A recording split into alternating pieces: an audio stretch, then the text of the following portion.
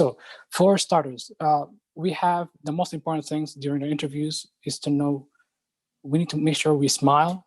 That's a priority. The second of all, practicing the smile and practicing the interview itself. That is the skills. Third, which is showing interest. So most programs, they're really more into those three things, but what is the reason behind those three things? So first, smiling, it shows that you're someone who's social, you know how to communicate, and that's a skill, and that's something they expect you would show towards the patients. So smiling. Second of all, practicing. So when we practice, we actually tend to notice our mistakes and we learn from them. So biggest thing in the interviews is it's stressful. And the only way you can know your mistakes is by practicing. So for instance, you might say some things slips in there while you're saying, but during interviews, there shouldn't be any slips. And if it happens, you need to know how to change that into a positive way. And you all can know that by practicing. So I would say please to have at least 10 or more practice partners, different partners to identify that. And I was fortunate to have a certain number of interviews, which allowed me to see how the interview is. I really hope that you're having interviews, everyone here, if you applied. If not yet, don't worry, it's still early. November, December is coming, and hopefully, as they say, winter is coming. That's the time. Now, one of the things which are very crucial is the angle of the camera, where you're sitting, and the brightness. So right now, this is not the best what I'm doing right now, but it's kind of okay. So I'm kind of in between right now. You can see the tip of my head a bit. There should be space to see my hand. If you're able to communicate using your hand gestures, body language is crucial. Brightness is very important. So that's what I have right now.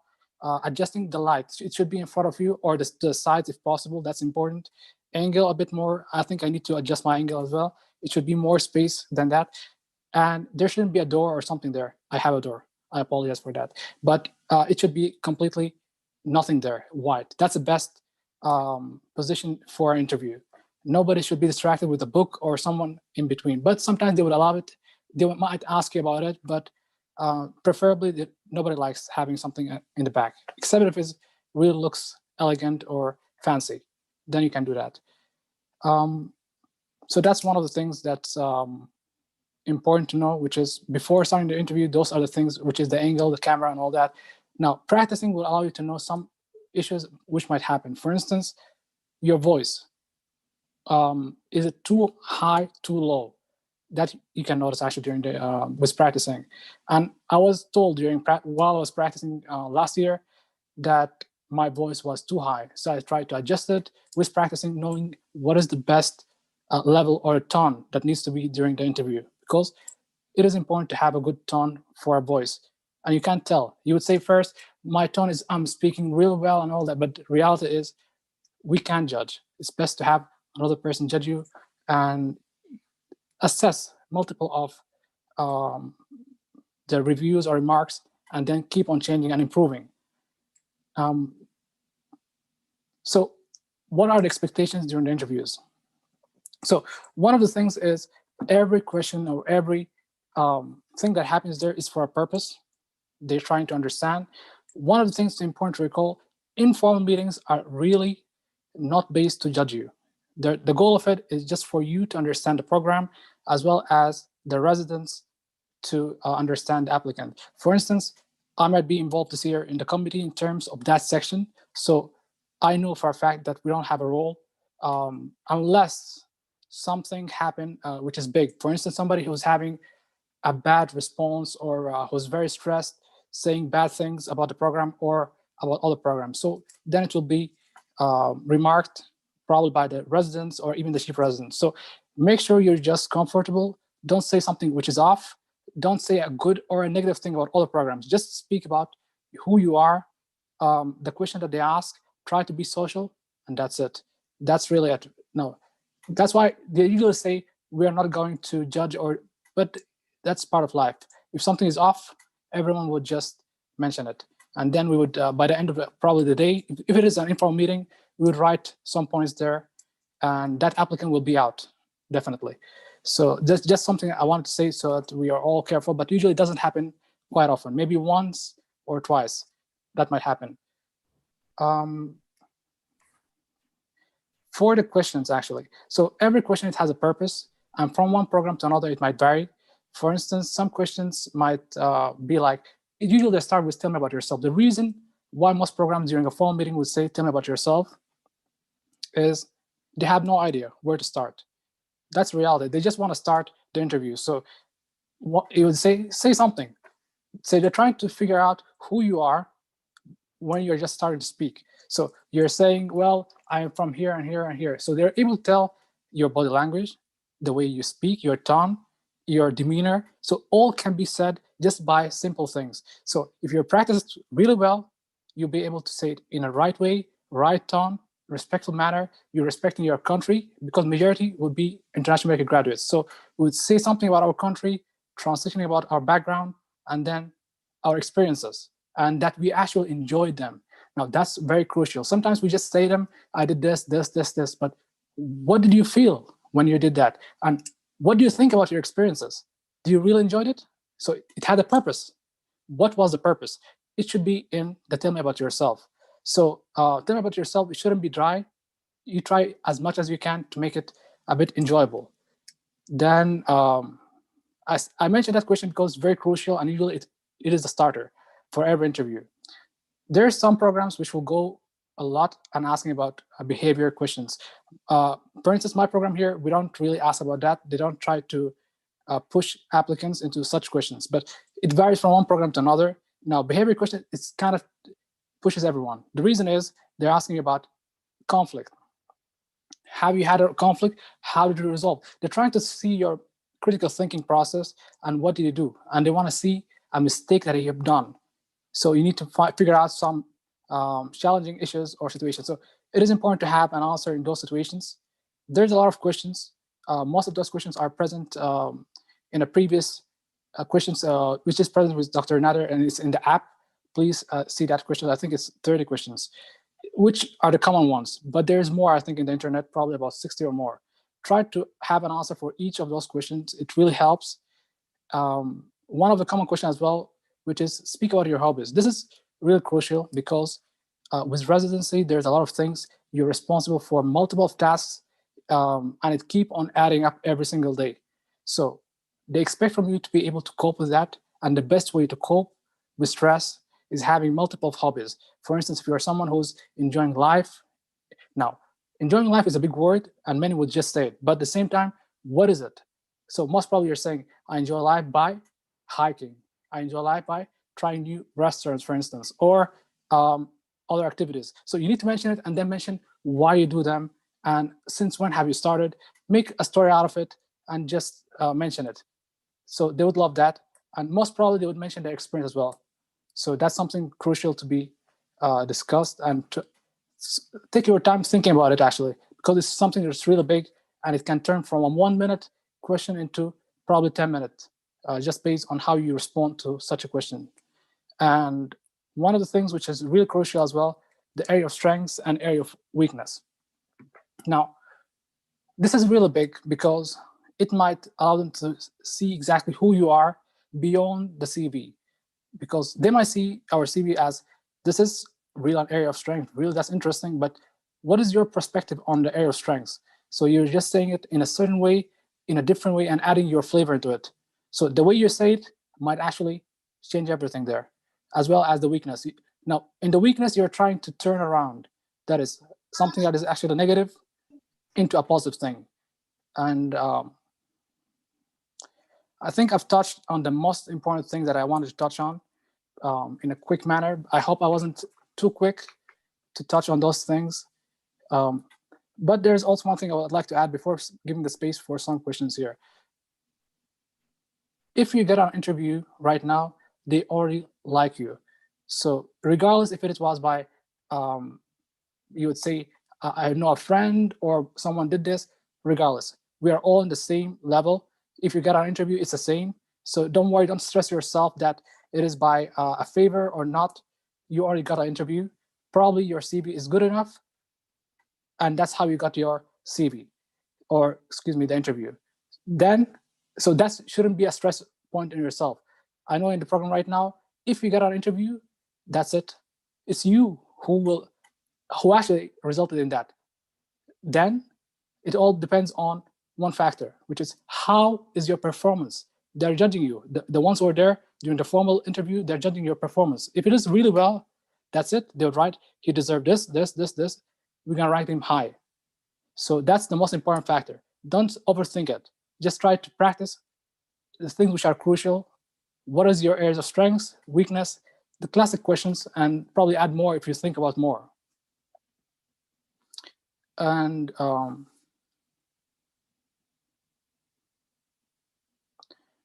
yeah, I think that's the main question that comes to mind right now. I would like to give the space right now for everyone to have your questions, the common question that you are thinking right now.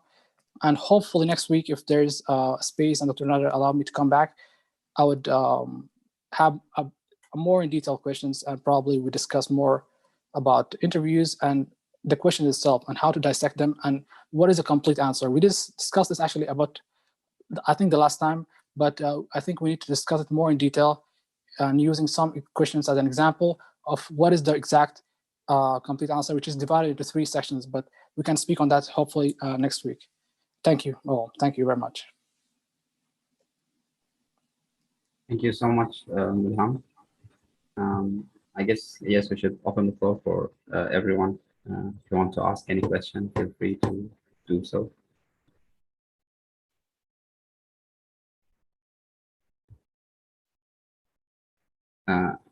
Actually, in the meanwhile, I have a question. Mulham, do you remember any particular question that you found was difficult or different from any program you interviewed with?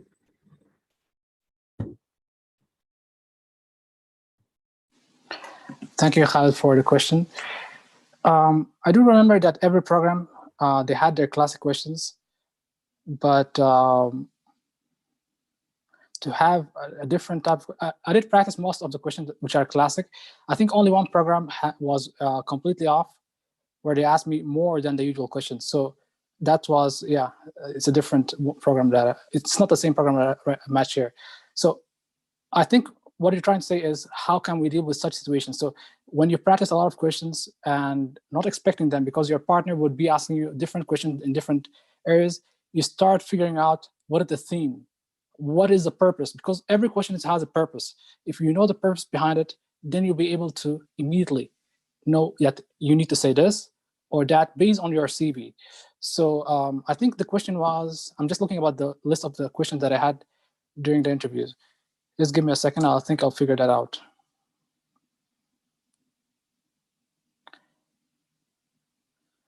I think they asked about, yeah, about a partner. So they said, tell me about a situation where a partner did something off and you wanted just to deal with it. How did you deal with such a situation? So there's different ways to ask this, but they asked it in that manner. So I knew that they exactly want to judge my response, what is the situation, and then how I did with it. It's similar to a conflict resolution, but in a different way. So they can ask in the way they would prefer. Sometimes they would ask you about a challenging situation, or a situation that you require to do a decision making, or once that you did a mistake which was fatal, and what did you learn from it? Actually, that's a question they asked, which was different. But the end result was really good, because I've noticed that they understood the purpose behind my answer. So what I answered was, I explained the situation that happened. I think a patient had some, I went directly to intubation, I think, or something in that situation. And then I explained to them the exact specifics of why. Now, this is important. We are in medicine, we're applying to if we are applying to internal medicine, they expect that you have a reason behind that. Why did you do that intervention? And then what did you do to rectify that? So I just explained that I did this because of this and this and this. And then when I noticed that I did a mistake, I went directly to my seniors, the attending, the nursing staff, and explained to them the situation. And more importantly, after the patient woke up, because it resulted in a patient being unconscious. So it was that bad. But unfortunately, it was that initially, but it turned out to be a positive thing at the end. So they understood what I did and how I learned. More importantly, I explained to them that since that time I'm having a checklist process, which is I'm writing down the thing that needs to be done so that I don't do such mistakes. For instance, sometimes we do miss patient who's allergic or some medication. So sure, they are in the system, but if there is a checklist process for different things, this prevents error. So now they knew directly that I actually have a way to prevent me from doing mistakes. I've learned from my mistake, and that is contributing to my learning process. And I ended my answer saying, I'm actually looking for more techniques to become even better. That's why I'm looking to train in your program to know those techniques to provide a better care to my patients. That's kind of my answer at the end of most of the answers, which allow them to know that actually I'm genuine about learning. I hope that answers your question, Khalid. Yes, it does. Thank you so much, Mulham. A very informative answer indeed. So if anyone else has any question, since Mulham has a really tight schedule, maybe you can jump in and ask.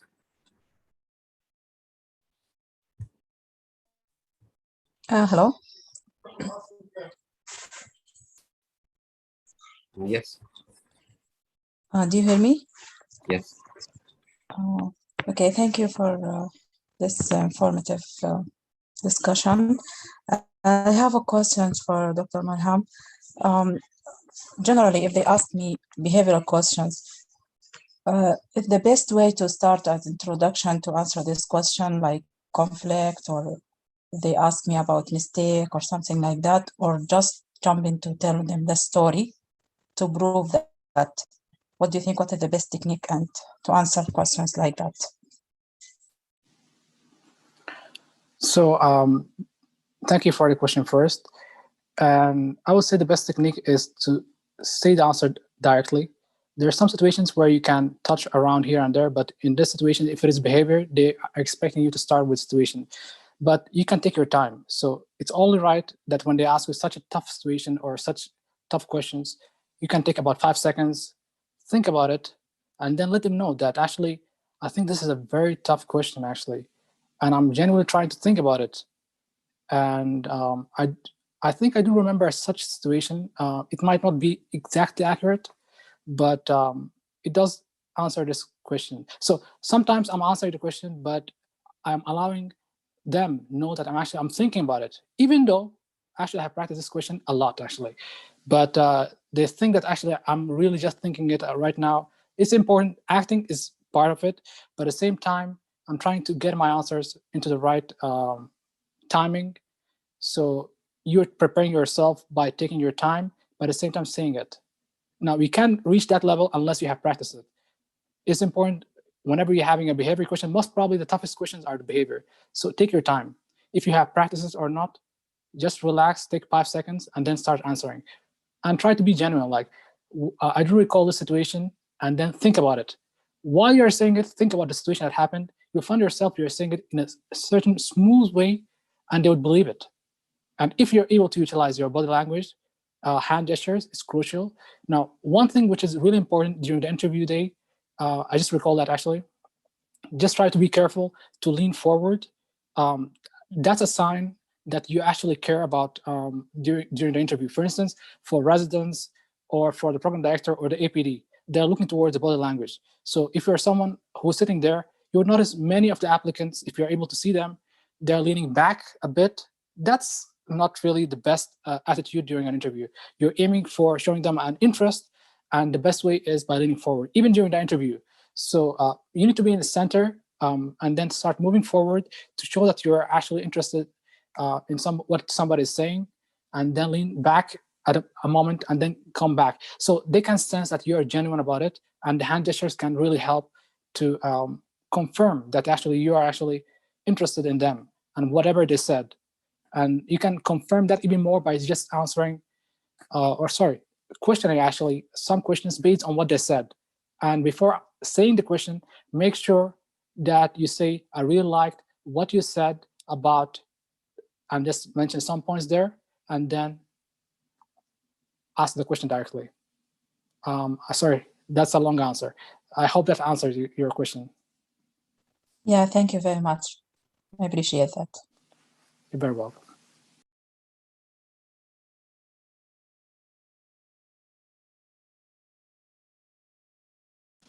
I think Ali had a question earlier.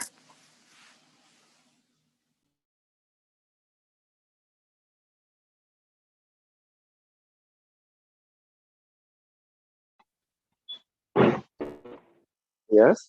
I'm sorry. I just had electricity outage just now. I'm glad you are here with us today. And thank you for your support throughout the season. So I have a question regarding using yourself. I know there is no white or black answer, but do they want me to elaborate on the professional CV just like that, or they want to know me as a person also, or just a mix? Or how do you start your interview? Thank you. Thank you, Ali, for the question. And I hope the electricity is better now. So this question is really, as you said, it's a bit tough. So generally, mostly they try to make sure that always they say, we want you to be who you are. But at the same time, that's not the best way.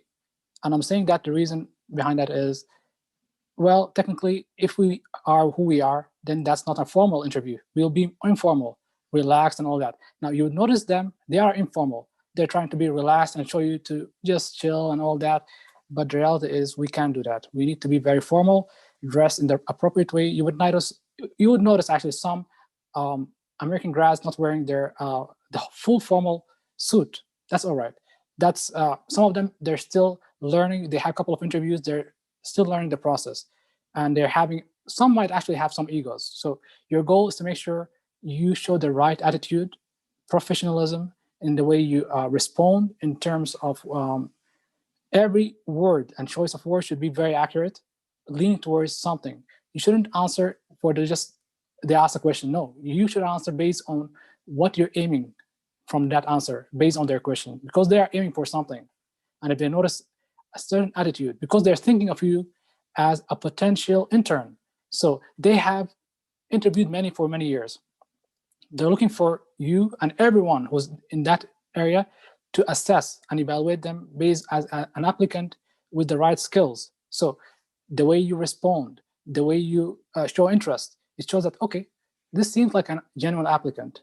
We would think of him really good. So they might generally start thinking, placing you higher up in the list or not placing in the list based on certain qualities that you would mention during the interviews. Someone who's rude, they're out of the list because they won't be able to teach or educate someone who's unteachable. That's how they try to assess based on the interviews.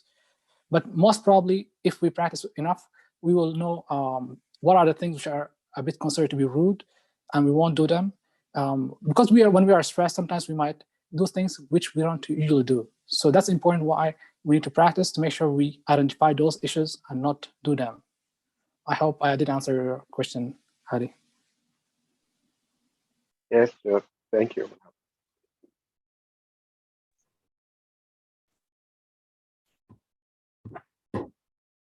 Yes, sorry, I also lost the connection, just the outage.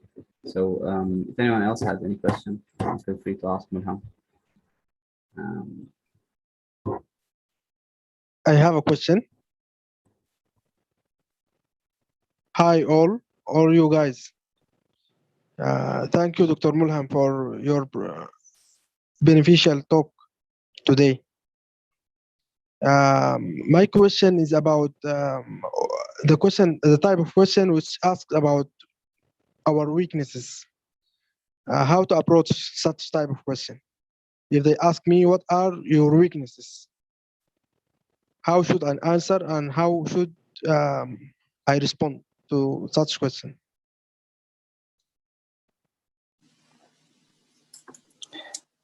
Thank you very much for the question. And the question of weakness is, they're looking for something that generally is a weakness. And then what have you done to improve that, or has it been changed or not? So I did touch on this actually last time, but I'll touch on it real quick. So for instance, the topic that I touched on, which is a reality, something that I had an issue with for many years. So it's being shy a bit. So we as a population of Sudanese, usually we are considered to be, many of us, not all, but we are introverts or a bit shy. That's not a bad thing, but it's a personality. So we can be either extroverts, introverts, or a mix. So with being more involved and more social and all that, we might become a mix between both. So I was more into the extreme edge of introvert. Now I worked on it during college and started working on different aspects of it. For instance, I started being more involved in teaching, interactive, following college as well, and in the US. So I did answer my answer. It was similar way for about 1.5 minutes, I think. Initially, when I was practicing, I was answering for about 3 minutes. Then I started practicing more and more until it became shortened to the point in 1.5 minutes. And they liked the answer. The reason is it was genuine. So you need to search something that's genuine there. If you feel this is the answer you wanted, then sure, use that. But try to add some points into it to make it more interesting. And what have you changed and what you're looking forward to improve based on that weakness.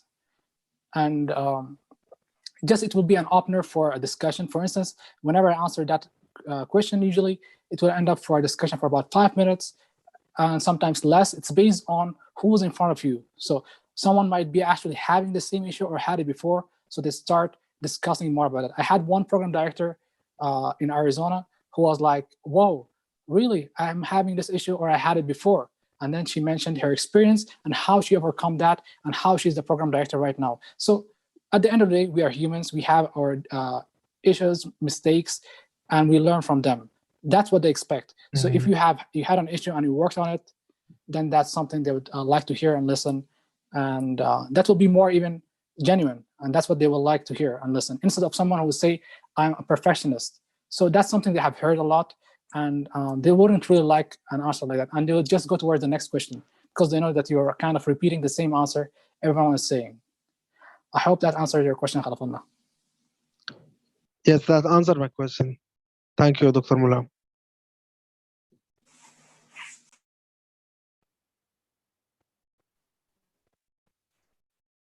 Yes, thank you really, Dr. Mulham, for taking the time.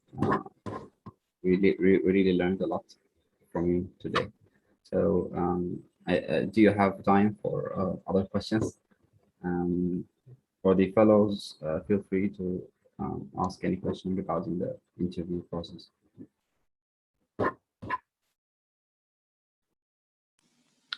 Thank you, Khalid. And I do apologize. I would need to leave right now because of the time to prepare for the on-call.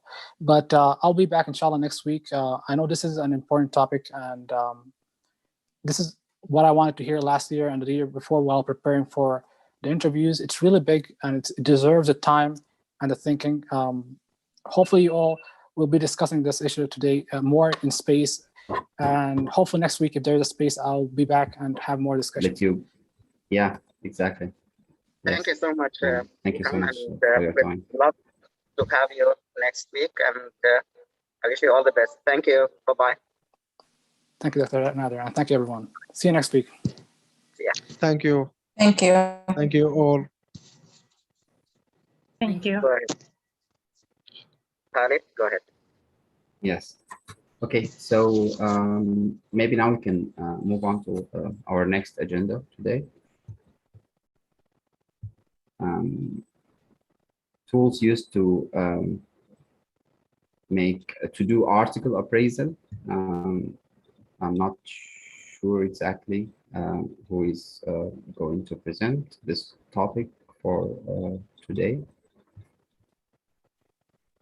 We can skip it for now. Let's go to the next item, and then at the end we can talk about it later. Okay, great. So Dr. Al-Wali is supposed to present Caribbean opportunities. Is Dr. Al-Wali here with us today? Hello, everyone. So, yeah. Yes, great. Dr. Khalid, thank you for this opportunity. So actually, I contact Dr. Faisal, and we have kind of an agreement that he will be with us today. But unfortunately, he just called yesterday and he said like he can't make it this week, but he will think for the next week. And he said that he prepared himself well just to answer a lot of questions Actually, who the one who goes through all these issues. For me today, just actually, I'm going just to give a brief regarding which medical school we can apply to, which one we are not eligible, or their requirement is kind of a little bit difficult, or I'm saying not difficult, but they trying to follow a footprint of the American medical schools. Other also, I'm going to mention what the requirement for application and how long the application it take. And also, I'm going to talk a little bit regarding the clinical rotation. So what they offer during such a period of time. And also, I'm going to talk regarding the kind of duplicate of the diploma that you will have once you graduated from the Caribbean Medical School. So Caribbean Medical School, if you all know that it's not in America, it is in Caribbean island. But the benefit that they have, you will have your training or clinical rotation here in the United States. So they have kind of facilities nationwide in the United States. So which Caribbean school? So they have many, but I think the easiest 3 Caribbean medical school that we can apply for and you can get acceptance is one of them is Antigua, the second is Xavier, and the third one is Caribbean Medical University. So their eligibility and their criteria is kind of a little bit it can work for us. So all of these Caribbean medical schools, they ask for 3 letters of recommendations and your diploma and personal statement. That's all. That's all they ask about. And so with this 3 requirement, so you fill an application and you submit all this paper, then within around 2 weeks, you will have a response that they will just gonna go and check what they call background check, and then you will have an acceptance. So it depends. Some, they may say, okay, we will accept you in the semester 6 or semester 7. So actually they have like 5 semesters. This is what it called basic science.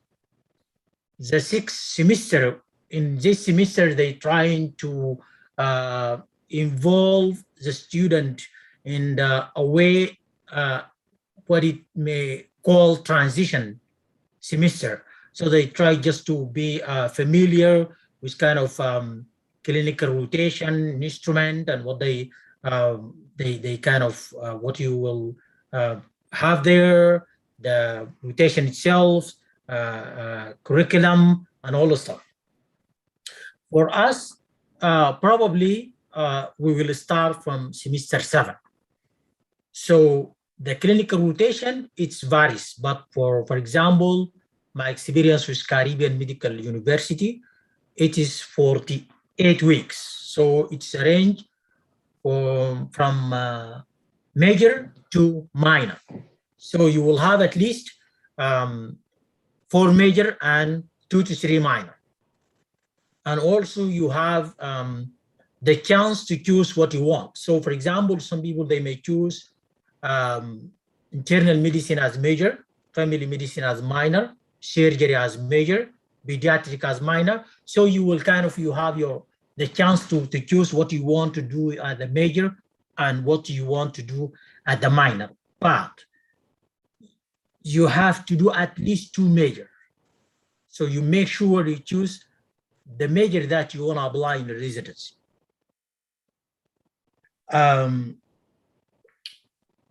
So then these others, it's kind of a little bit hard for us to apply to, because they kind of, as I mentioned earlier, they kind of follow the same criteria that American medical schools requirement. One of them is MCAT, but they did not kind of pay attention to score. Just they want you to do an MCAT. So whatever score you get, it's okay for them. One of them is Ross and St. George. And also the other, I think, potential challenges with them that they want you to start from basic science. So they can skip 1 year of basic science, but they wouldn't allow you to go directly to clinical rotation. The only three schools that they can give you a chance to go directly to clinical rotation, as I mentioned earlier, Xavier was kind of a little bit kind of, you have to talk to them by person. But Antigua, Aruba, and CMU, Caribbean Medical University, definitely they will give you this chance. So the last thing I'm going to talk about is like after you graduate. So you kind of have duplicated, and most of the people kind of are, ask these questions. So we have kind of groups, Caribbean medical schools students. So I'm one of them. So the question is, so once you graduated, so and based on the RAS application and ESFMG certificate, so there's kind of duplication here. So what's happened to others that they ask for new MSBE dean letters, and then you upload your second diploma. And when they filter, so you filter based on new diploma and MS letters, dean letters. So you have the chance to be a new grad student. And one of my friends who finished last year, she got accepted in a program within 2 years. So they accept application, graduated within 2 years, and he was graduated in Sudan, I think, around 2005, 2006. But after he finished Caribbean Medical School, he get a chance to be in a program and count as new grad.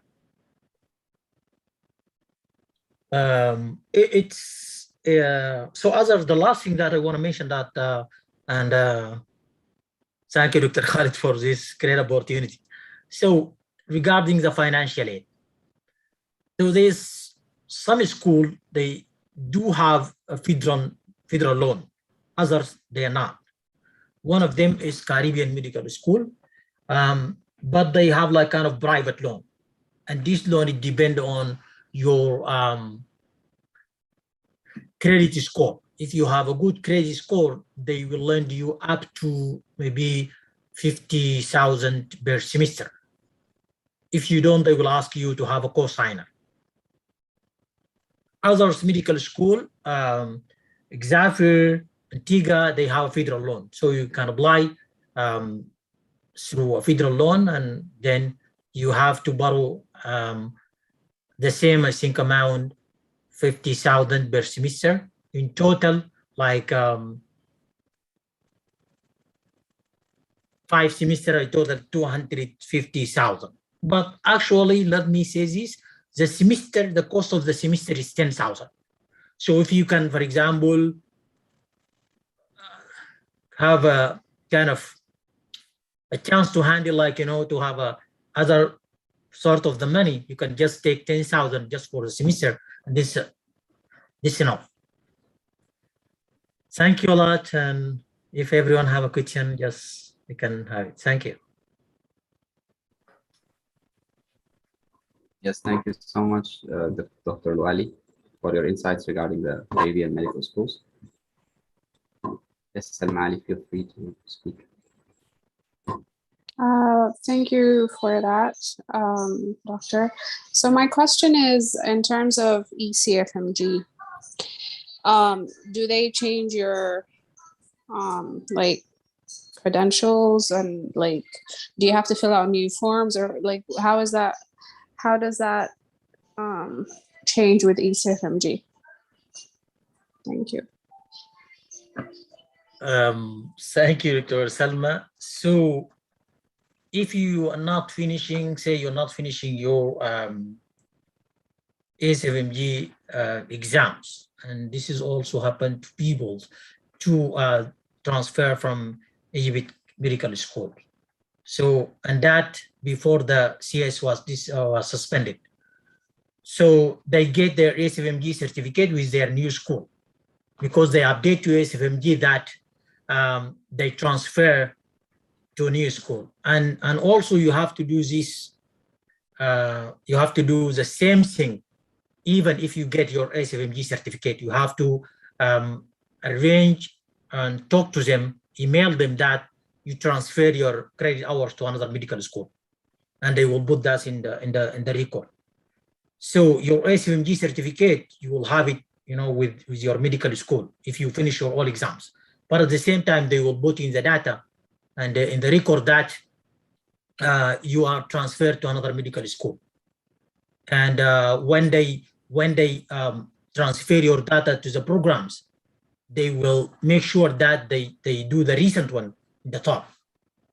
And I hope if I answer your question. Yeah, that makes sense. Thank you.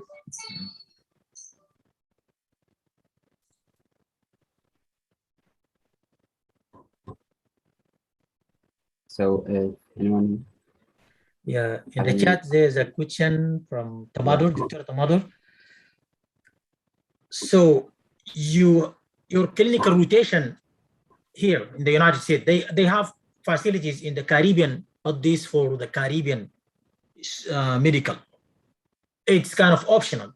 So if you kind of start your medical basic science there, so they give you an option to, if you want to do your rotation in the Caribbean islands.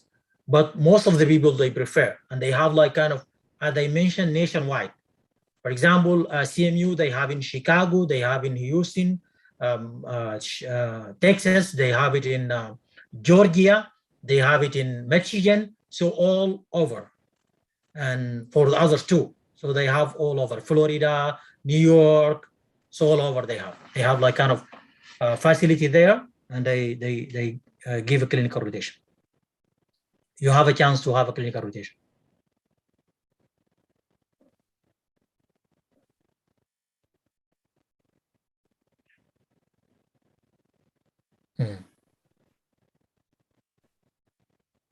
Okay, great. So any further questions regarding the Caribbean medical schools?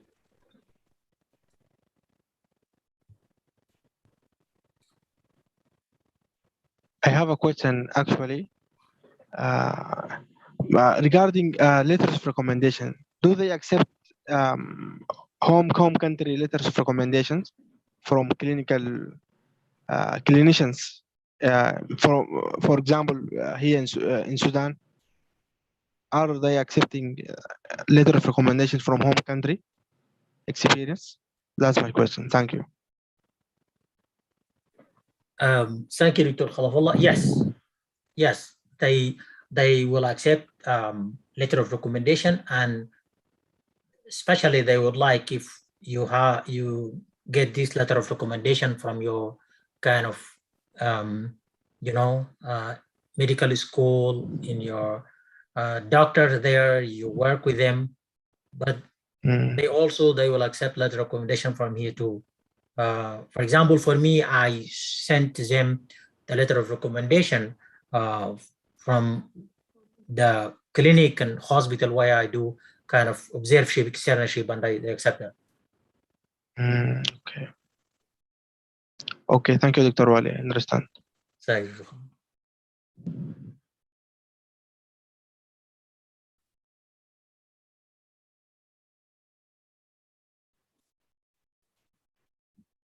Okay, great. Thank you so much, Dr. Wali, for your insights regarding the Caribbean medical schools. If there are no further questions, next topic. Thank you for having me.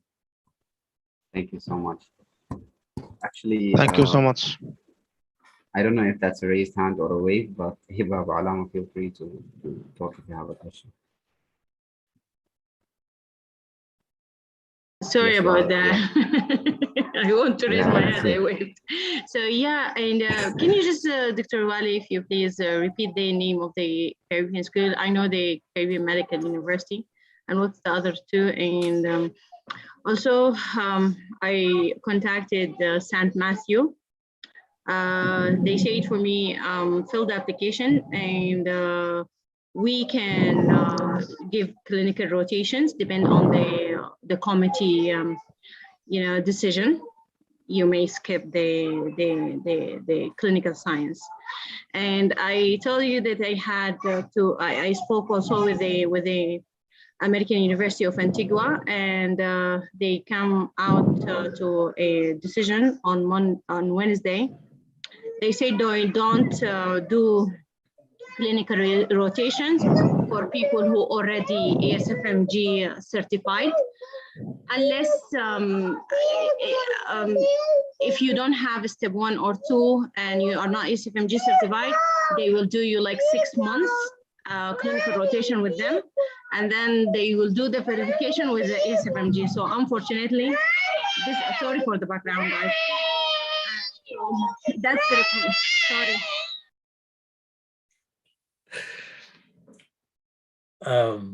Thank you, Dr. Ahiba. Don't worry, we all have this drama. So the Caribbean Medical Schools, Caribbean Medical University, and Exafil, and as you mentioned, Antigua and Aruba. So for Caribbean Medical Schools, they can give you a chance even if you hold an ECMG certified. So for others, yeah, they may, as you mentioned, depend on the committee, what they think. But for CMU, I'm sure about, even if you hold ECMG certificate, they will give you a chance just to have a clinical rotation. For others, so I think you have to approach them. So as I mentioned earlier, yeah, if you did not have your ASMG certificate, so this is a big chance, and this is actually even here in my community and my colleagues, I keep just push them. This is a great chance for you guys. If you're not still finish your exams, you can go there, approach to them, and just you're gonna be like fresh grade. And admire that, and I feel jealous about you guys.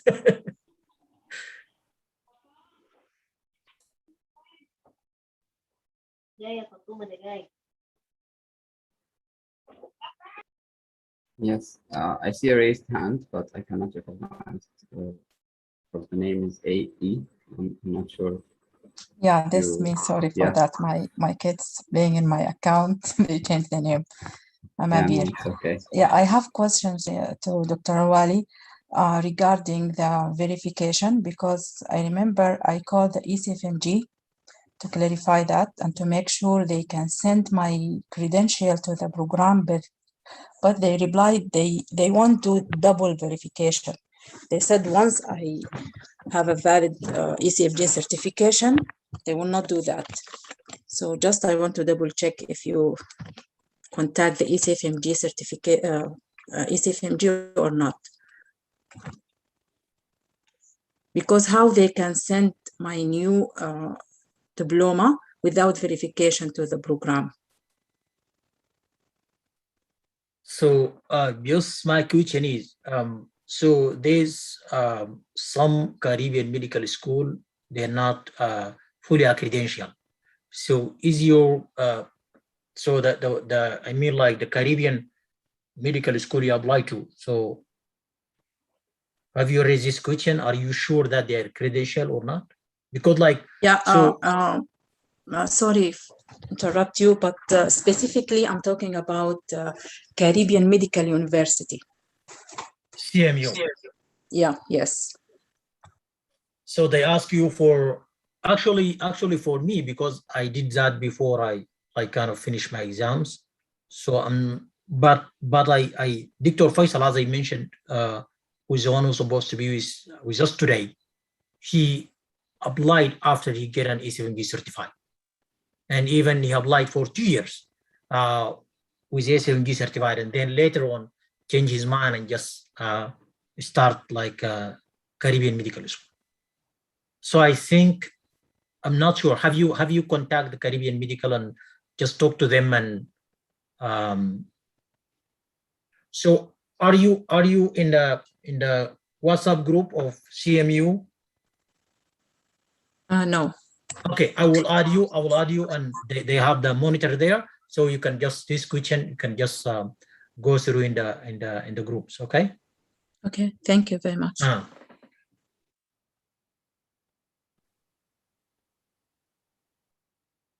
Yes, thank you.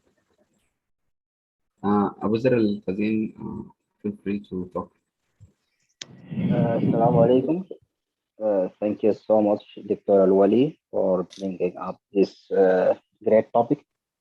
Do you hear me, guys? Yes, very well. Yes. Okay.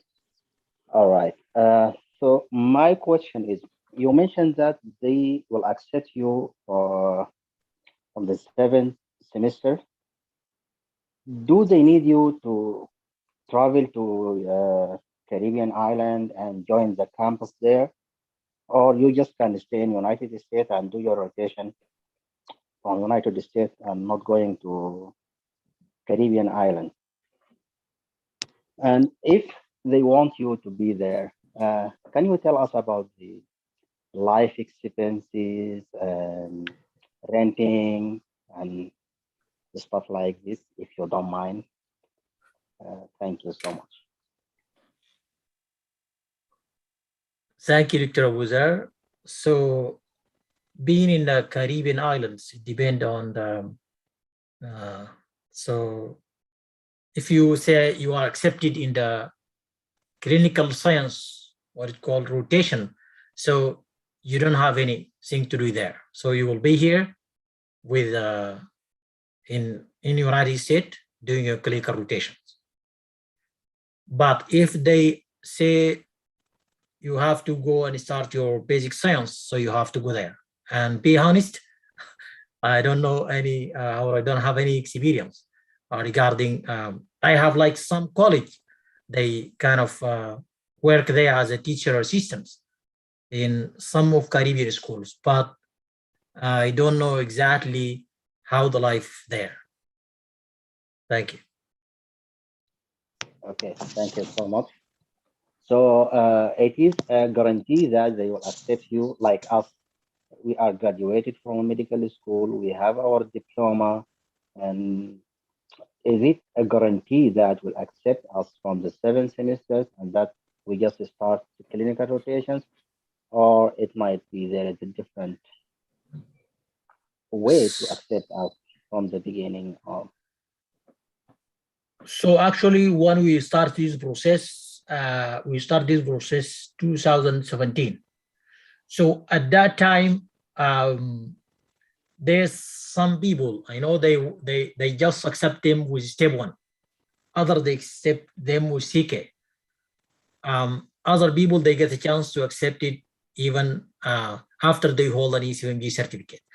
So it is, I think it is kind of case by case. So once you apply there, I think the committee will decide it. But for CMU, they kind of have, they kind of a little bit not restricted. So they kind of try to recruit as many students as, and hopefully the transfer student, they kind of left a good reputation there. So they know who they are, because most of people there, they kind of transfer student.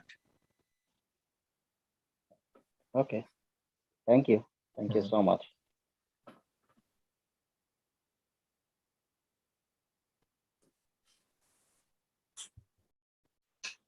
Okay, thank you all for your questions, and Dr. Al-Wali for the very informative. talk about Caribbean med schools. We can move on to our next topic in the agenda. Dr. Muhammad Al-Tijani is supposed to talk about professorship and teaching. If Dr. Muhammad Al-Tijani is with us. Yeah, assalamu alaikum, everyone. I am here. Welcome back, all fighters, Khalid and Ali and Mulham. Thank you so much for joining us today. I do have a kind of very short presentation. Let me share my screen first, and then we can go from there. Do I have the option to share a screen here?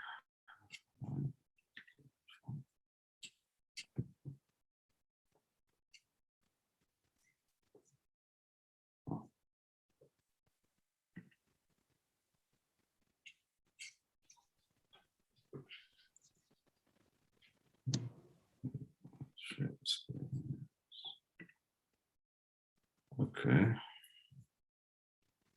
Here we go.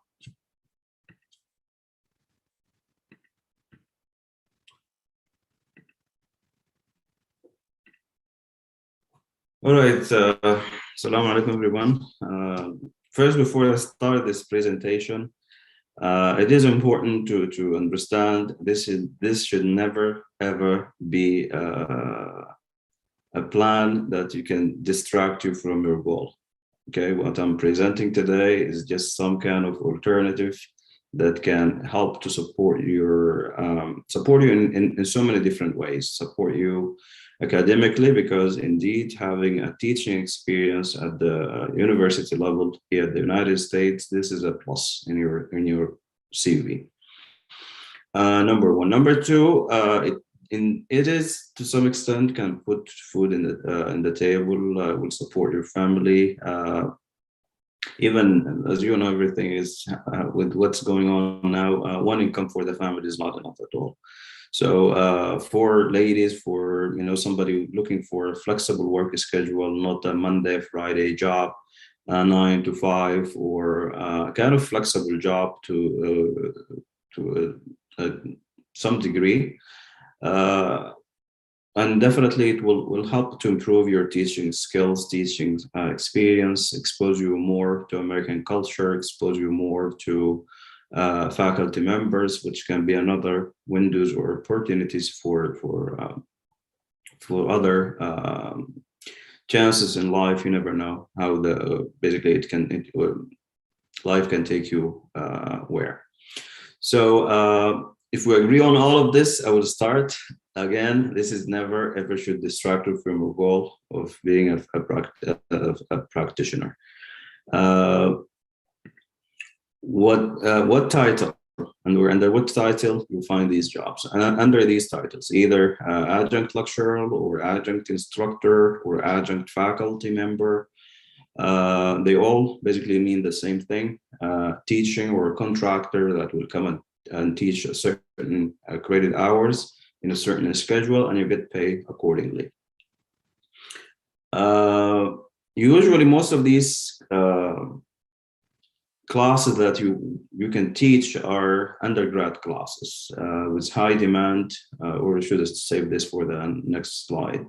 But generally, under these titles, if you will search for adjunct lecturer for biology, or adjunct instructor for biology or anatomy and physiology, or different area that you can focus on. The demand is very high. It depends on where you live, indeed, but generally for undergrad, as I mentioned, most of the medical programs, when I say medical or medical related programs, I should say, with high demand, especially nursing, medical billing and coding. Some student might basically take elective biology before they can move to earn their bachelor degree, then can move further for grad, let's say to join pharmacy program or medical or any other graduate program. So these are the areas with a great potential where you can find teaching contract, anatomy, and physiology. Most of the time, this is kind of combined classes of basically combining the anatomy with the physiology, which is something I believe each one of us can do easily. Teaching just basic human skeleton, teaching cardiovascular, cardiac output, this basic of anatomy and physiology. General biology can also be an area, not necessarily general biology, but sometimes, most of the time, it can be like human biology, teaching basics of biochemistry, basics of genetics, basics of, as I said, organ systems, integration between organ systems, topics and concepts like homeostasis, medical imaging, basics of medical imaging, and so on. Pathophysiology, another area, is also great demand. Micro can also be kind of interested, kind of with high demand as well. Terminologies, health and nutrition also can be another area that you can search under.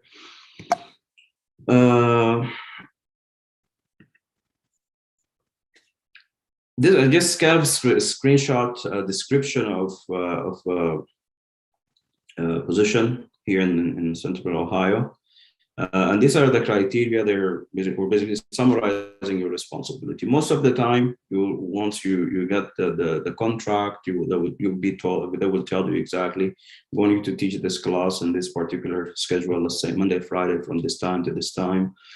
This is the textbook we're using in the school, so you have to stick to the same textbook. This is the lab menu we're using in the lab, and you definitely have to stick to their lab menu. So basically, it will take you like a step by step what you will do. But generally, this is a general idea of the duties that you expect to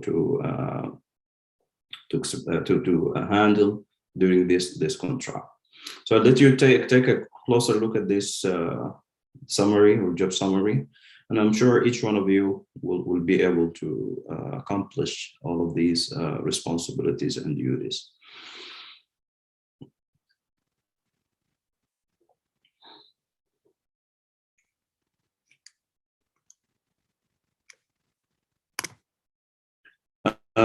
Minimum requirement, most of the time, master's degree. The good news here, as a medical graduate holding an ECFMG certificate, you are qualified for this position, even if you don't have a master's degree. Because once you get your ECFMG certificate, it will be equivalent to Doctor of Medicine. So you already qualify to teach any of these classes. Job or pay rate can vary according to where you are. Some schools pay per hour, some pay per contract. So for example, $51 or almost $52 per contact hour. This is a good. I think it's kind of reasonable to some extent. But it all depends on how many contact hours you get, right? So let's say if for one if you get like one class, the end of the month you go there, let's say twice a week, go to teach twice a week, you will be required to be in campus, let's say for 3 hours each time. So technically we're talking about 6 hours a week. You get paid according to your contact hours. Others pay per class. Average pay here in Ohio, for example, I believe 1,200 or 1,300 per credit hour. So let's say the lecture itself can be somewhere around 3 credit hours. So for just lecturing twice a week, each lecture somewhere around 80 minutes, you can end up making somewhere around 3,000 a month. No, 3,000 for the whole semester. Then in addition to the lab, you're talking about somewhere around 7,000 to 8,000. You split that by 4 because the semester is 4 months. Then you can calculate. The more classes you take, definitely the more money you can make. And more importantly here, if you get lucky enough to basically squeeze all your classes in one day, that will save you time, let's say, to be in campus from 9 in the morning till like like 2 p.m. you'll be done twice a week, and then you make the same amount of money basically, or you can make in a 5-day job or Monday Friday job. So it is something I believe I just wanted to share with you guys. I believe it will be a good option to consider till you, inshallah, everybody get a chance to match and move on. But for now, I believe this will save you some struggle here and there. I know as an immigrant, we go through hell first before we can get the easy life or the American lifestyle. So consider this option. It is a good option financially, academically.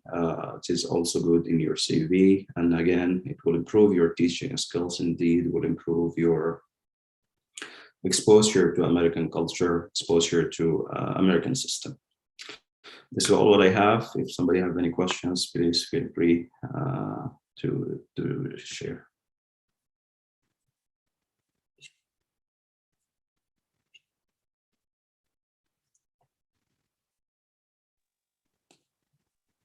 Again, thank you so much, Dr. Mohammed. This is very informative, and thanks for sharing that. And thank you, Dr. Al-Wali, as well, for sharing your information and experience. Any questions?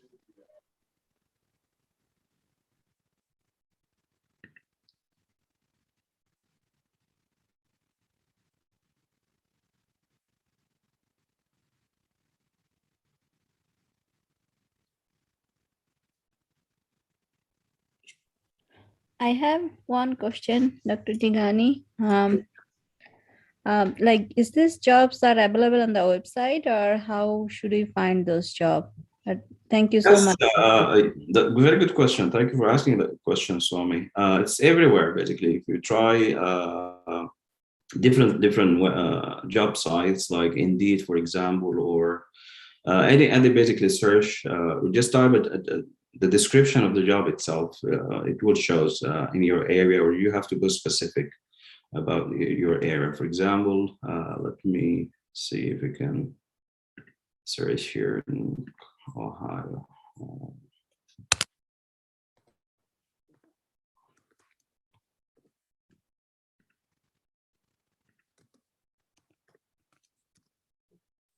Not sure if you still can see my screen, guys, or not, but so just Google shows here. But different website like Indeed, for example, will be more specific, give you more description of the job title itself, responsibilities, requirement, and how to apply. Thank you. Thank you for your presentation. It's very informative. Thank you. Hello. Yes, go ahead. Yeah. I'm now graduate in MPH program. So do you think I should apply for adjunct instructor, or it's better to start by TA position? Well, it depends on how much they pay here and there, right? Just get whatever you can put your hand on. If you can find an adjunct, that will save you the struggle of going through a TA. If you can find a TA handy, kind of, you already have it in your pocket, take it and search for adjunct. Just keep in mind when we say adjunct here, this is not a full-time job. It is not a permanent job. It is not. It is kind of a contract just to teach this class for 1 semester, and once you're done, you'll be done. If you want to renew, or they like you and that you have a free time to teach for the upcoming semester, they will let you know, and then you can move on and so on. Okay, that makes a lot of sense. Thank you. Thank you. And Shulafa, if I'm not wrong, if you are graduated from MPH recently, so there are multiple jobs for epidemiologists. Every state, basically the like Michigan Department of Health, Ohio Department of Health, they are hiring lots of epidemiologist job, and their criteria is you have to finish like at least one course of epidemiology and 21 credit hours of master's program. I think why this time, because of the pandemic, they are like data surveillance, and for not like like literally all over your United States, they are looking for epidemiologist job, in case if you need that information. Thank you. Oh, thank you so much, Somi, for sharing this with me. Yeah, that was so helpful. Thank you. And Somi, if you have a minute or two, if you can shed more lights on this epidemiology jobs, I believe that also will help a lot, because I see some of us here already with we're either working on an MPH or already got the MPH. If you don't mind, Khalid, I'm sorry. I should have taken permission first. Excuse me, Dr. Muhammad Tijani. I have a question about your talk. Sure. Regarding such universities, are they going to grant visas for people who are outside US? No. Or no. does it need to be in the US?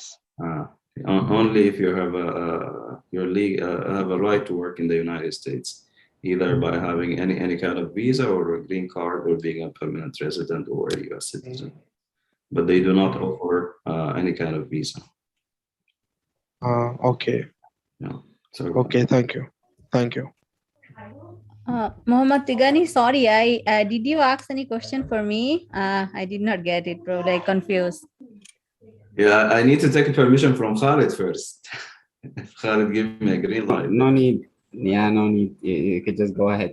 Yeah, if possible, you can just shine more lights on this epidemiology jobs, details about the job itself. Okay, so basically, how do I know? Because I think every university, I don't know where Shilofa graduated from. So I am in the course at Michigan State University. My major is global health and epidemiology. So like, I have like 3 semesters left basically. So every university, I think they have a connection with the job site. If you have the university ID, you can go and enroll your, put your CV there or download your CV there. So based on your credential, lot of the programs contact you, like, how far are you from your graduation? What's your major?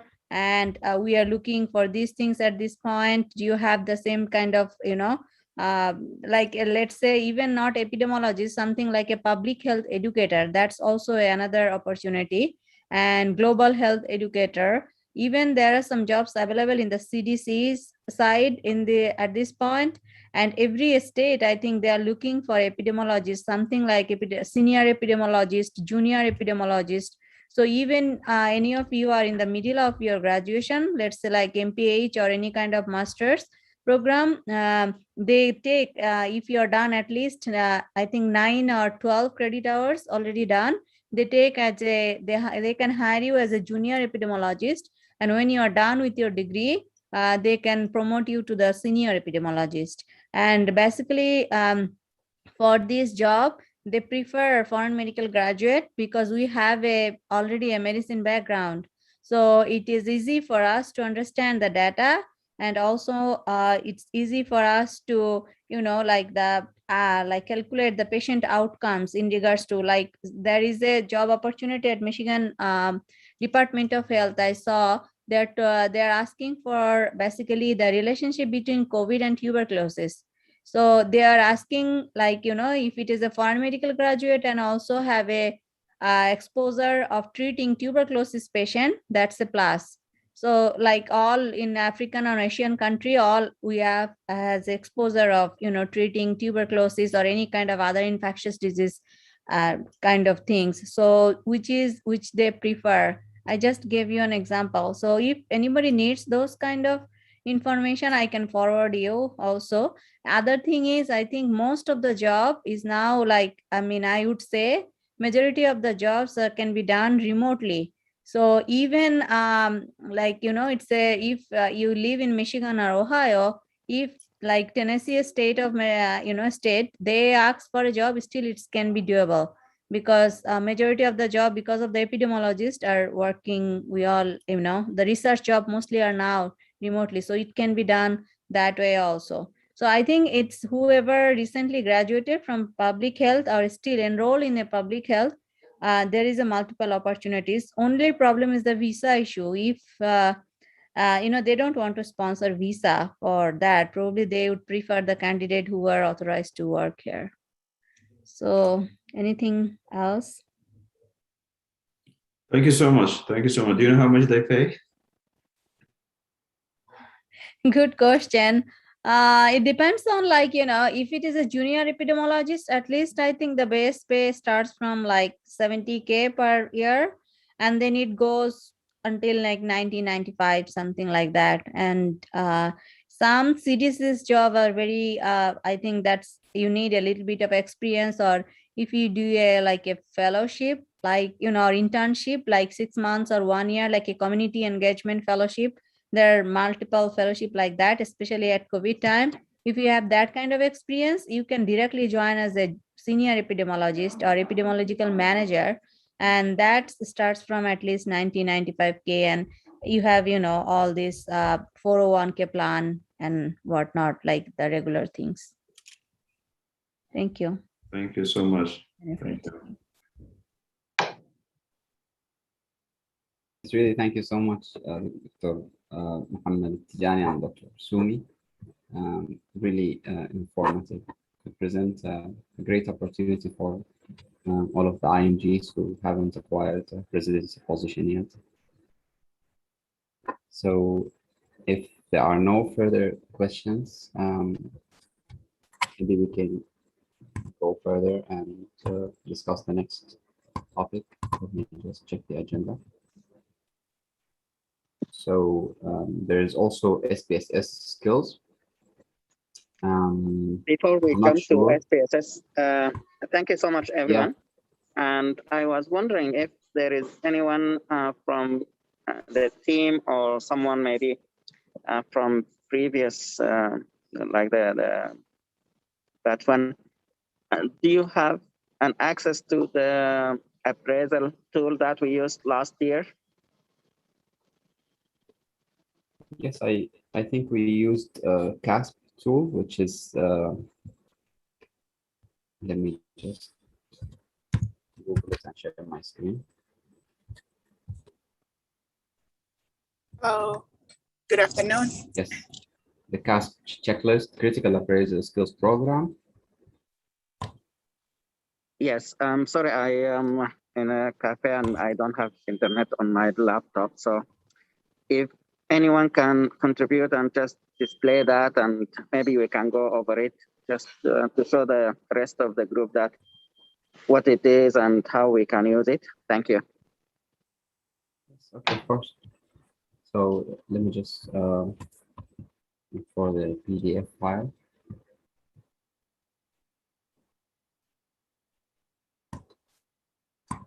So while Khalid preparing, I'm just gonna share with you. So basically what we want to do is we want to pick up an article, let's say from JAMA about COVID or about any other topic. So when we get that article, we can read the article and then try to understand that why did they write the article? There are ways to assess that and how successful they are with their methods, their ideas, and their conclusion, and if that's applicable and how we can use it, basically.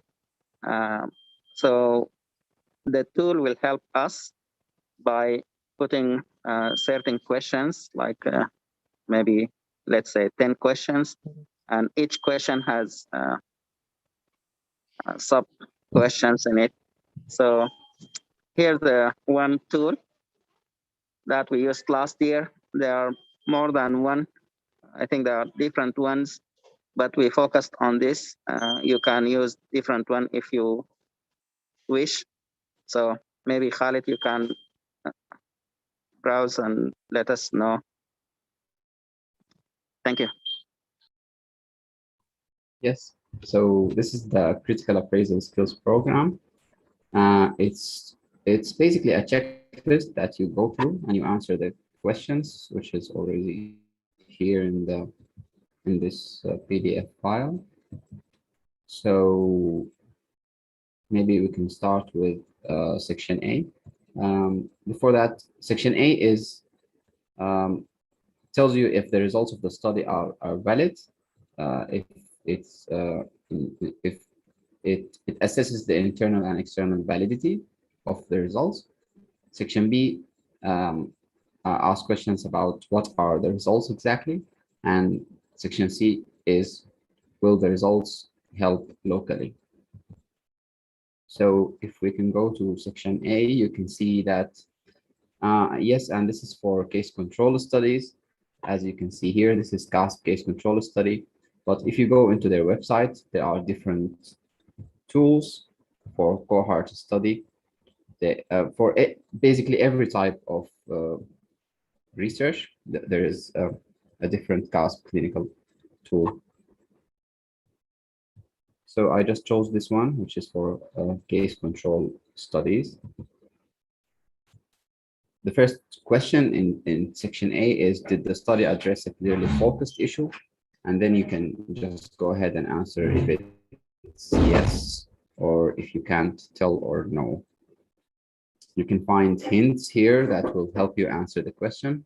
For example, the hint is an issue can be focused in terms of the population studied, whether the study tried to detect a beneficial or harmful effect, and the risk factor study. So these hints are basically to help you understand the question. You can see here, the second question is, did the authors use an appropriate method to answer their questions? And you can do the same thing, go over the hints to know the answer of the question. So this is basically what you do. The third question is, were the cases recruited in an acceptable way? The fourth question, were the controls selected in an acceptable way? So maybe you can go to section B, which is, what are the results? How large was the treatment effect? How precise was the estimate of the treatment effect? So basically, you just go over the checklist and you answer the questions. And it's a great tool, really, to do a critical appraisal of a certain paper, to know the quality, to assess the quality of the paper. So I can share with you the link now in the chat box, or go over it.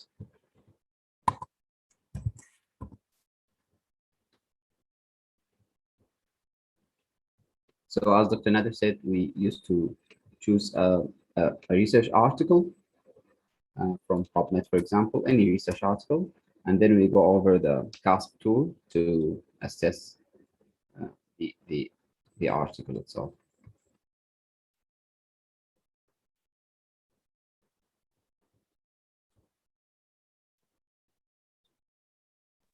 So thank you so much. Yeah. Khalid, thank you so much. And if you can share the link with the WhatsApp group, that would be also helpful for the others who did not come to the meeting today. Thanks.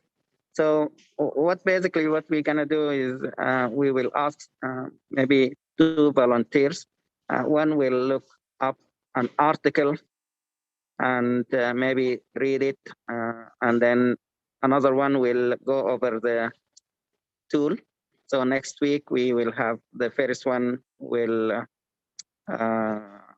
be answering the question. The second one will be asking the tool questions. So it's kind of the interview, what you did last week or the week before. So just to exercise how we can use this tool in the future. So if we can have 2 volunteers, that would be great.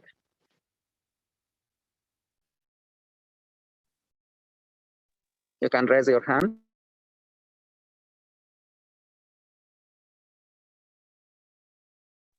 So we am, and you have the right to choose someone else if you wish.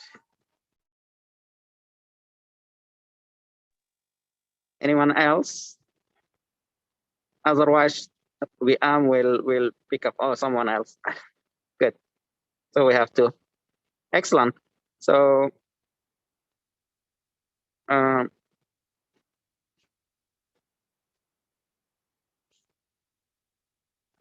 we and Ali will be working on this for next week. Thank you so much, both of you.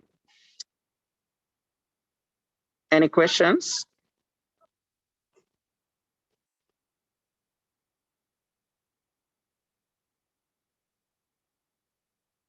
So if not, then we can. Anyone has an SPSS on his or her laptop that we can use or demonstrate some maybe basic?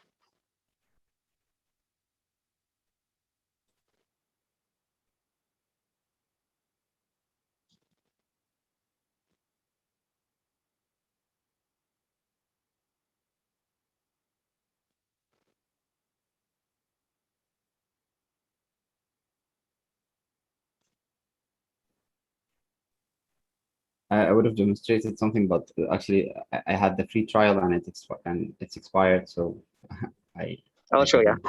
That's fine. Anyone else? Lubaba, Sumi, or someone else?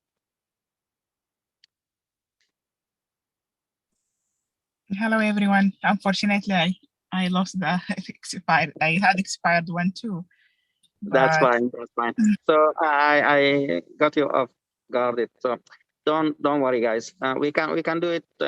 If someone can subscribe, it's a 1 month free, and we can just do the demonstration for some of the basic analysis to show you how we can do the analysis. For next week, that would be great, or the week after. It shouldn't be a problem. I think it's just it's gonna be like what Khalid did now. Just you open the browser and we can go over how we can analyze some data. They have some samples in the free version, so we can just pick up a file and then go over, let's say, 2 by 2 table or student T table or test, some of the basics. Excellent. So maybe we can plan for next week. Do you have any suggestions? I can share the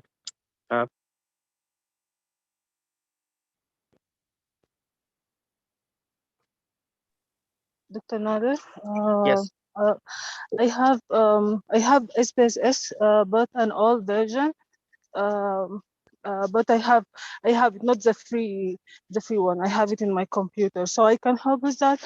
But next week I supposed to present at the same time of our meeting in other forum, so I can do it like the week after the next week if it's okay. Sounds good. Okay. Sounds good. Really appreciate that. That would be very helpful. Okay. Thank you. Excellent. Thank you. So on the app, I think I put some suggestion for next week.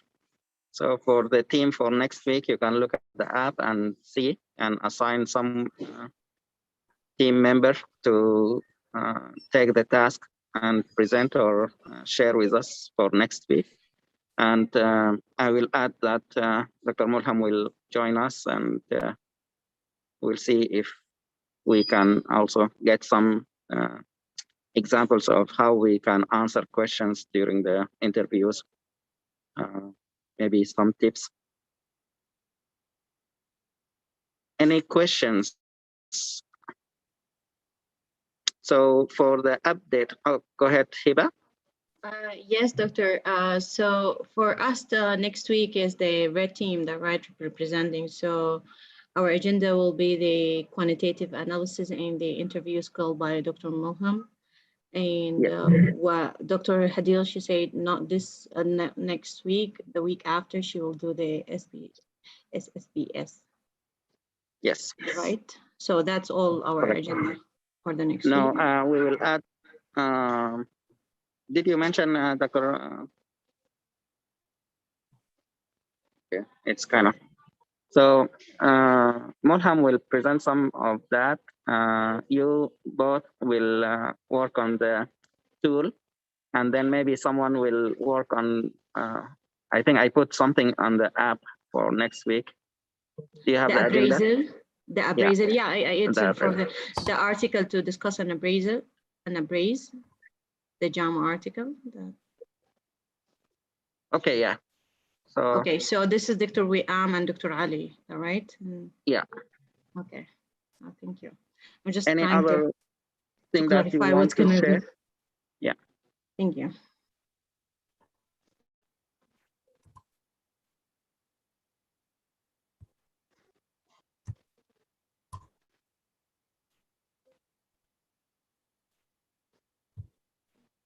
So I just shared the screen to show you the agenda you put in the app.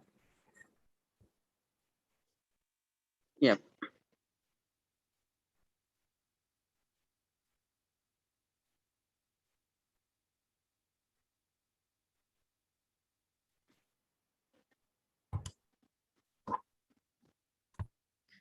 Excellent. So I think we have a good agenda for next week. For the update about the project, so I want to share with you that Krupa and her team presented 2 abstracts to the European conference, I think on Monday or Tuesday. That went great. And then 3 other posters were presented, I think yesterday or anyways, at AMDA Research Challenge. Also with the team Lubaba, Sarah, and Lena, which is great. So I really appreciate your work and your team members' hard work. This is great. Any other updates? Hello. Hello. Yeah, this is Lubaba. Thank you so much, Dr. Nadir, for the update. And I just want to congratulate the team for their efforts. We represent you guys in AMA. And I want to encourage those, they have a membership, they can go inside the link that we shared, and they can vote for posters and review all of the posters. Actually, it's going to be a good practice and exercise for you to learn how to present virtually.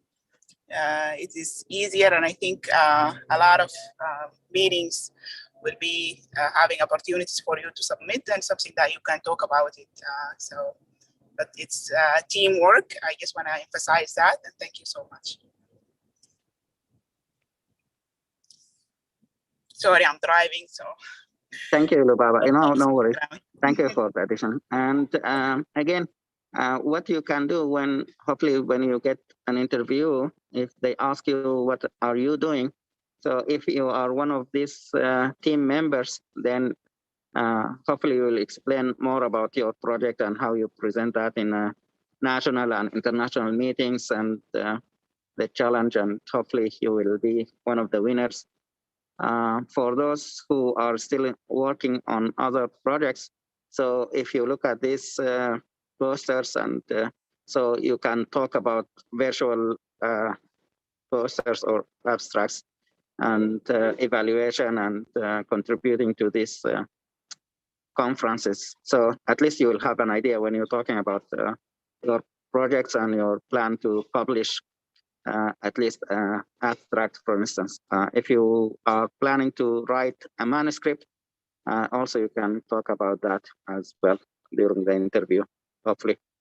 Thank you. Any other updates from the team or project managers? Lubaba, I have a question. Can we vote for our poster as a co-author, such as like if I want to vote for our poster as a co-author, I'm not the first author. Will that be possible? I was confused about that. Actually, our posters, maybe next time, we are not in the semi-final. So there is 2 halls. There is a hall for general posters, and there is a hall for 50, I believe, semi-final poster that you need to vote for it, for those 50. all of our poster and abstract were accepted for the general presentation, not the semifinal, but the vote is going to be for the semifinal. You can vote definitely, yeah. Oh, Whoever okay. is a member of American Medical Association can log in and see all of the posters and vote for the semifinal posters. But it's really good thing to see other people work and what brought them like to this point. And I found it very beneficial. If you are a member, don't hesitate to log in and see. Okay, thank you. I'll check. Yeah, I am a member, so I'll go and check. Thank you. Sure, you're welcome. And I think it's even if you are not a member, I think in the app there is two winners, two posters for last year and the year before. So I added a couple of them in the app, like a video. If you have time, you can look at these posters and how did they do the work, as Lubaba and Sumi mentioned. It's good idea to know how others are doing in the research area, what significant contribution they can do and contribute and so forth. So it will give you an idea of how you can learn and do your work as a researcher. So it's going to be helpful. Thank you. And also, I just remember one thing, like if anybody wants to be a member and whoever is in the MPH program, so you can be a member with a very minimal fee. I think it's $25 per year, and they send every month all the journals to your home or whatever, and you have a lot of access because you are a student. So it's very cheap. Whoever are in the MPH program or something like that, you can, and there are some other options also who are not in the MPH program. Just wanted to let you know. Thank you.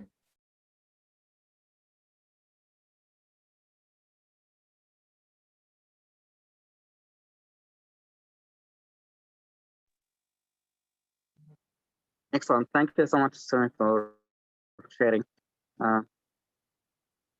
Any other updates about other projects that we are doing?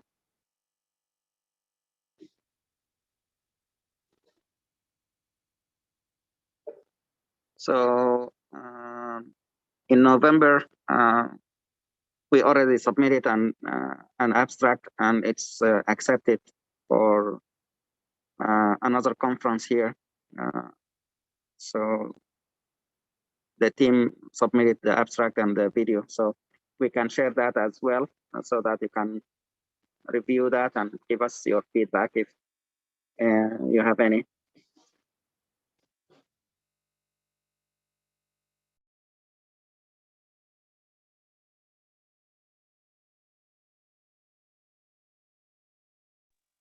So if no other members to join or add updates, then we can call it. Do you have any questions, guys? Any ideas, anything before we end the meeting?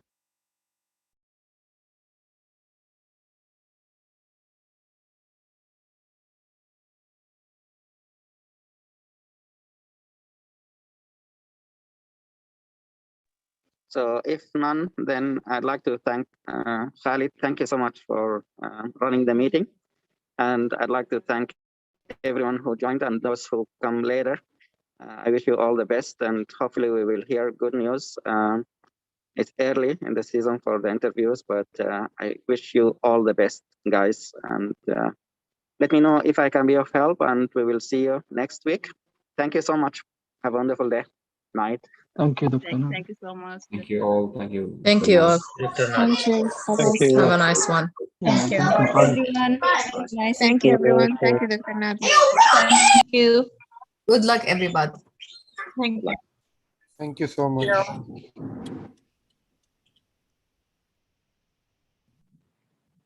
Thank you, Dr. Nader. Thank you all. Thank you.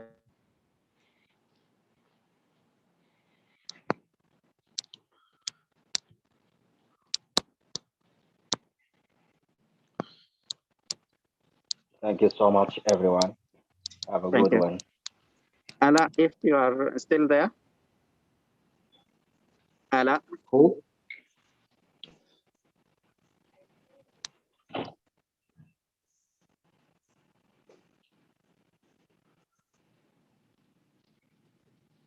Ala, can you hear me? Okay.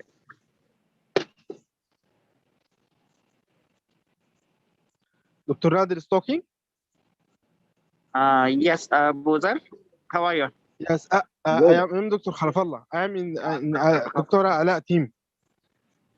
Is she here? Or she left? Ala, yeah. I think if She's Ala is here. not there, I can update you about our work. She just contacted me today and said that she completed the analysis. Okay, excellent, portion. excellent. And now it's my turn to work on the results. All right. So, do you have any questions? Okay, go ahead. Okay. Go ahead, Ala. Yeah. So hi, how are you? Good, good. Thanks. Yes, just want to update you regarding the project. No? Sorry, I couldn't hear you. There's background noise there.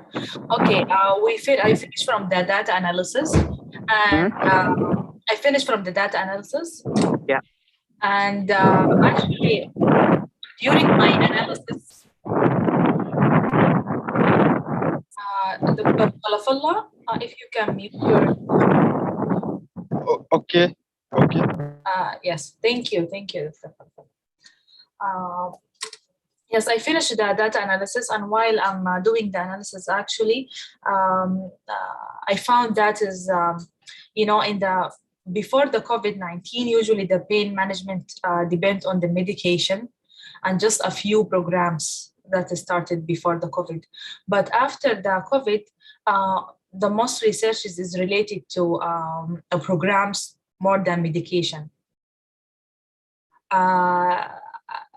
I don't know, what should we do? Should we just compare the, for example, non-pharmacological treatment before and after the COVID?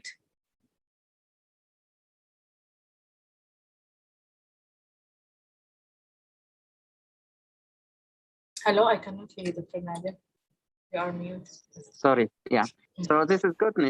Good thing. So what you can do, you can write one abstract as we did, like the whole thing, pain management before and after COVID, or pre and during COVID, and what changes and what we can share with people about the findings that you just mentioned. So this is one thing. The other poster, maybe we can pinpoint focus on the what modalities or programs are used and how they used it. So we can highlight some of these programs. So maybe the other poster will be non-pharmacological approach during COVID. And then we can talk about that and highlight what the top things in that area, for instance. And regarding the author's limits, I contact the AMDA by emails, and they answered there is no limits for the poster presentation or either publication. Oh, perfect. So it's up to you now to make it one poster or two posters. Yeah. The more the better, but it will take some time. We will try. Yeah, we'll try do that. But okay. And also the other thing that regarding the exclusion and inclusion criteria, I included the patient with cognitive impairment and cancer patients. And I excluded the chronic, the pain due to chronic disease like arthritis and this. I don't know if this can lead to any biases or any misleading to the project or no. I don't think so, but you can raise that in the discussion part when you mention if there is a room for, you can add it as a point where you say, we did this, and to improve, we can change this in the future, something like that, to minimize the bias if there is any. So just present what you have so far. Mhm. And if there is question about why you exclude the chronic pain, then you will have an idea of some reasoning behind that. So you don't have to mention it Okay.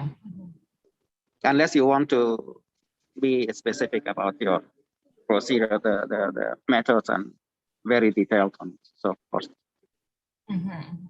I got you. usually in the poster, it's limited. Uh-huh. When you write a paper or manuscript, then you will comment on your method, and at the end you will finish the conclusion. And then you look back and see what weaknesses in your study that can be noticed, and bias is one of them. So usually you can explain that more in a manuscript, but for a poster, I think they are interested in what the findings and how can these findings help others. So for instance, if you say pain management with physical therapy was increased and seemed to help patients, then whoever reads this article or this abstract will think about pain management in a different way than just writing prescriptions. Does it make sense? Okay, yeah. Okay, that's good. And regarding the objective, Dr. Nadir, what we should concentrate in this topics, like So the objective is to, like the first abstract is to learn if there is different ways of managing patients during COVID, if there is a change or something like that. Because our idea is that when COVID came, many things changed, and one of them is patients, let's say in the past, in nursing homes, for instance, they have visitors, family, friends, and they are able to move around, participate with therapy, whatever. But when COVID came, then they were isolated, no visitation. Mostly during period of time, they were in their rooms. So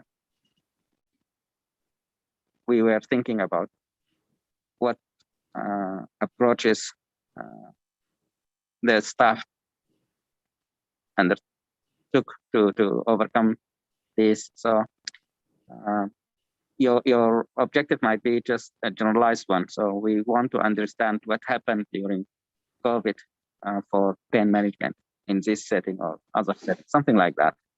Okay. And then for the other poster, you will say in the background, you will mention that you did the study and you found out that some modalities have been used more, and we want to understand. So the objective will be to understand what kind of models and how they are used, something like that. So you will focus on how they use non-pharmacological approach and highlight maybe a couple of them and see if people will use them in the future. Okay, thank you, Dr. Nadir. You're welcome. Thank you. Anyone of the group, if you want to ask Dr. Nadir any question?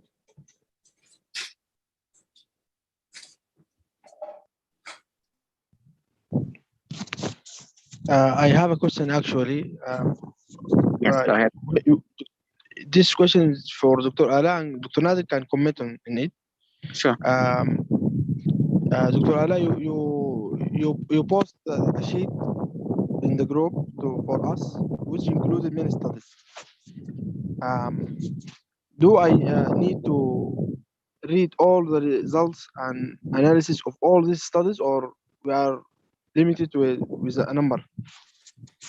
Okay, at the end of the sheet, I put, what did the green color mean? What did the purple color mean? What did the orange color mean? And yeah, the green one, usually it is a non-pharmacological study related.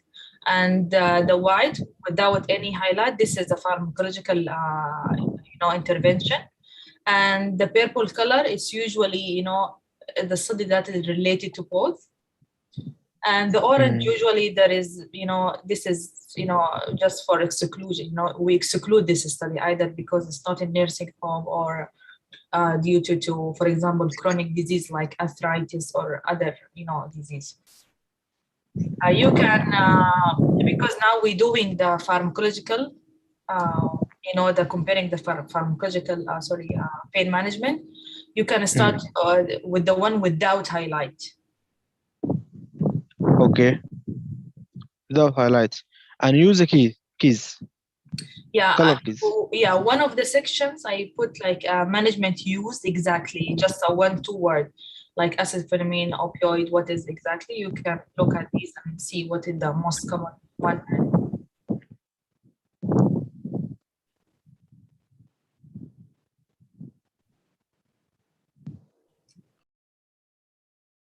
It is clear, Dr. Khalafallah, or you can Yes, I have some idea now about how to start and which studies should I look first. Yeah. Dr. Nadir can also guide us on this.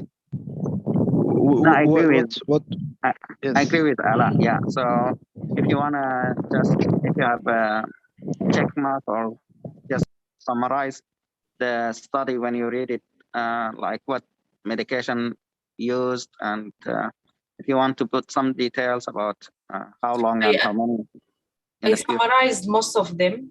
You already summarize in the column. Yeah, you can just go through it and just try to make the result. Perfect. Excellent. So half of the job done. Yeah. Okay. Okay, that's great. Thank you. You're welcome. Anything else or any other questions? Anything that's not clear? Yes, Dr. Nadir and Dr. Ala, I am Khulud Ahmed. Go ahead. About the same project. Also, I have to go to the columns and read results, and I'll make it accordingly. When I have to go again, I'm just searching for a new data and making it like in a new program. Khulud, I couldn't hear you well. There's some background. Yes, sorry. No, sure. Yes, I'm asking about writing a conclusion. Yes. You have to go again also to the results and everything done before from the authors, and I have to summarize it in one paragraph, or I have to go through my data collection. I did it before, or based on what really? I think based on what the result will show. So from the result, you can get your conclusion. So basically, maybe 3 or 4 points out of the conclusion you can put. So. Okay, it's clear. Okay, thank you, Dr. Nadir. You're welcome. And if for all of you, if you want to look at the previous and let's say or AGS posters, you can look at some of them and look at how they did it. How, for instance, if you want to focus on the conclusion, how they come up with their conclusion. If you look at 4 or 5 of them, you will have a better picture. Same with methods or analysis. Okay, thank you so much. You're welcome. Any other questions? How is the fellowship so far for each one of you? Any feedback? Anything? Positive, negative? Any improvement that we can do?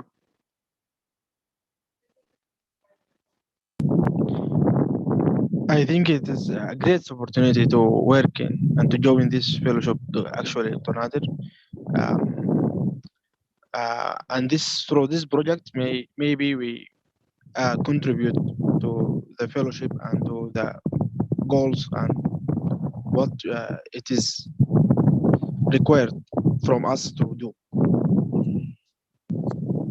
Excellent. Thanks.